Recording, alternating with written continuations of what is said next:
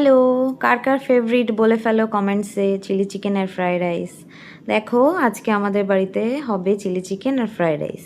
আগেই বলে দিই আমাদের কিন্তু শুধু চিলি চিকেন নয়, এটাকে বলতে পারবে তোমরা, সেটা হচ্ছে শাহি চিলি চিকেন আর শাহি ফ্রাইড রাইস। কেন শাহি বললাম পরে তোমরা ভিডিওতে দেখতেই পাবে। চলো দেখতে থাকো। মা তো প্রথমে মাংসটাকে ম্যারিনেট করে নিল, কী কী দিয়ে তোমরা দেখতেই পেলে। লবণ, হলুদ, কাঁচা লঙ্কা, আর হচ্ছে যে আদা রসুনের পেস্ট, তার সাথে আরও গুঁড়ো লঙ্কা, গোলমরিচের গুঁড়ো, এই সমস্ত, আর তার সাথে তেলও দিয়েছে।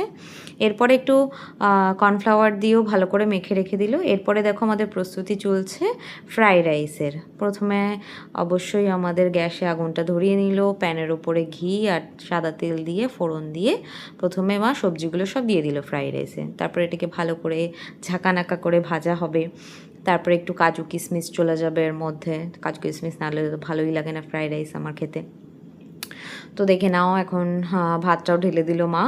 দেন সুন্দর করে এটাকে নেড়ে চেড়ে একদম দারুণ হয়ে গেল। এই দেখো, এই জন্যেই এটাকে আমি বলি শাহি ফ্রাইড রাইস। আমার মা এই শাহি গরম মশলাটা না দিলে ফ্রাইড রাইসের ওই টেস্টটা আসেই না। এই জন্য আমি বাড়ির এই ফ্রাইড রাইসটা খেতেই বেশি পছন্দ করি। বাইরের ফ্রাইড রাইসটা আমার ভালো লাগে, কিন্তু যেহেতু এত সুভাষিত ফ্রাইড রাইস খেতে খেতে অন্য ফ্রাইড রাইসগুলো একটু সাদামাটা লাগে। এবার তোমরা বলবে হয়তো সাদা ফ্রাইড রাইস, এত গন্ধযুক্ত ফ্রাইড রাইস নাই ভালো লাগতে পারে, কিন্তু এবার মায়ের হাতে এই ফ্রাইড রাইস খেতে খেতে আমার ওটাই ভালো লাগে। এবারে দেখো চিলি চিকেনের প্রস্তুতিও শুরু হয়ে গেছে।